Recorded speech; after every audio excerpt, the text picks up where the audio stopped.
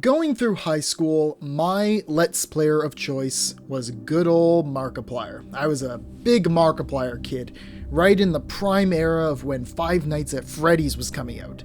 And he would end up being one of the earliest inspirations for starting my YouTube channel. So now we're here in 2026, and Mark has released a film adaptation of the game Iron Lung. You've probably heard it mentioned by other people by this point. It came out last weekend, and I got in a car with some friends to go to a town 30 minutes away just to see it. Now I know I'm like a week late to this, I know, forgive me, I've been busy, but I still really want to talk about it. Just for those who are entirely unfamiliar with the game, Iron Lung is a 2022 indie horror game by David Szymanski, where you pilot a very crappy submarine in an ocean of blood, forced to use a map and coordinate system to navigate and take grainy pictures of points of interest in the depths. It ended up in the limelight for a little bit, and it seems the game had such an impact on Mark that he wanted to personally fund, direct, write, and star in a film version of the game. I never played it until after seeing the film, and it was on sale, so I picked it up and played for a few minutes the other day. It's alright, I would like to finish it sometime. Neat little atmospheric piece. I didn't get far though. Overall, the movie is pretty good. Not perfect for sure, but pretty good. First thing on the itinerary, when the movie starts, it starts. My friends and I were worried we were going to miss some of it because we were running late, but thankfully the pre-show was still going when we got there.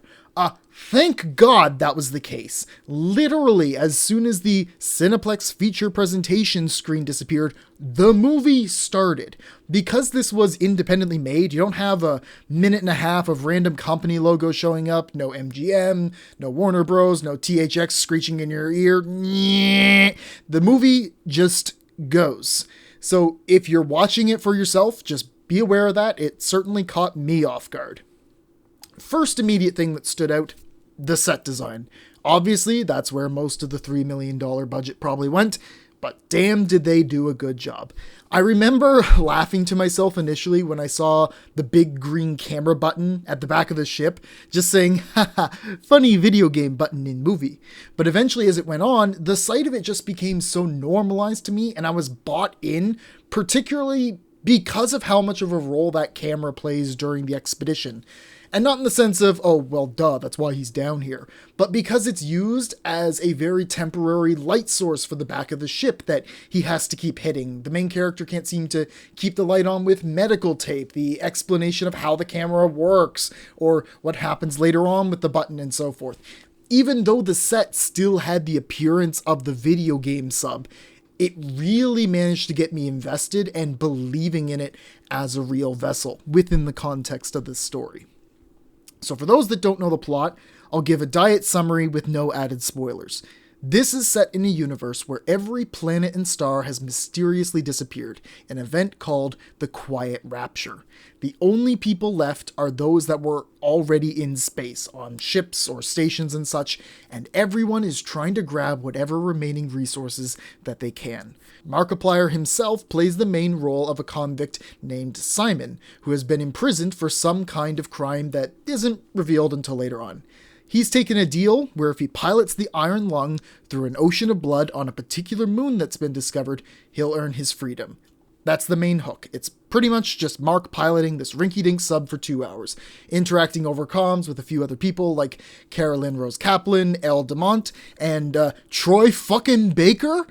Yeah, that one really caught me by surprise during the opening credits. He's just on the comms for a little while, but he does great.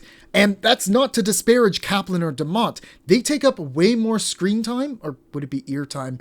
And both of them kill it. Their voice acting is immaculate. They completely sell their desperation or anger or solemnity. Whatever they need for their scenes, they give it in full. Amazing supporting cast. And let's not forget the main man himself. It shouldn't be a shock to anyone that sees the film that Mark can act, considering the man has been running a very popular YouTube channel for well over a decade at this point. Each of those videos are basically one-man acts on their own, so it makes sense that Mark is perfectly capable of holding your attention for 2 hours of grueling, methodical tension building. Absolutely carries in this lead role. Phenomenal work. And I suppose this being a passion project probably helped too. I won't get too into details about the plot to avoid spoilers, but I do want to address the biggest issue I have with the movie, and that is the length. I think everyone has universally agreed that the film is just a little bit too long. Not by much, granted. It's not very much, and it's not really to do with it being a slow burn. I enjoyed that aspect fondly, no issue there. I just think there needed to be a few minutes cut down from the 2 hour length, maybe hour 45, hour 50. First act, I don't think there's a lot you can really cut. It sets things up very well, establishes the pace of the film, maybe a few seconds here and there at most. Second act, again, same thing, maybe a few seconds here and there to shorten some moments, like the repairing scene. Just a few seconds here and there might add up. I think the third act is the one that needs the most trimming. After the really big scene at the end of the second act, the super crazy one that I absolutely adored, I thought that entire section was phenomenal and had me completely astounded in the theater as to where the movie was going. Loved that. But after that scene, that and onwards is where I think some more cuts would have served the movie in its favor, would have helped pick up the pace of the finale, made it a little punchier. But that was really the only grievance I had, and even that was a minor one. I've heard a few people say they wished more was explained. I don't think that was necessary. Too much exposition and it'd take away from the vibe of the slow burn. And to make this a compliment sandwich, I think Andrew Husholt did a great job with the music, perfect fit for the mood of the film. I thought the CG moments were pretty good for the budget. There's some fun, weird pans over the controls, and some of the other crazy shit looks solid. Like, it looked better than the $100 million Marvel movies that come out these days. That's, like, quite astonishing that they managed that. Oh, and the fake blood. A lot of the movie, I was wondering where all that blood was at that I'd heard about in posts online. And then the last little part of the movie happened.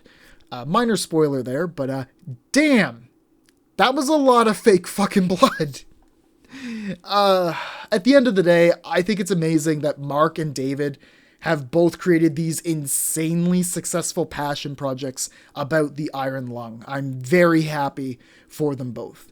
If you have a chance, go see Iron Lung in theaters and try the game on Steam. All right, that's it. Bye.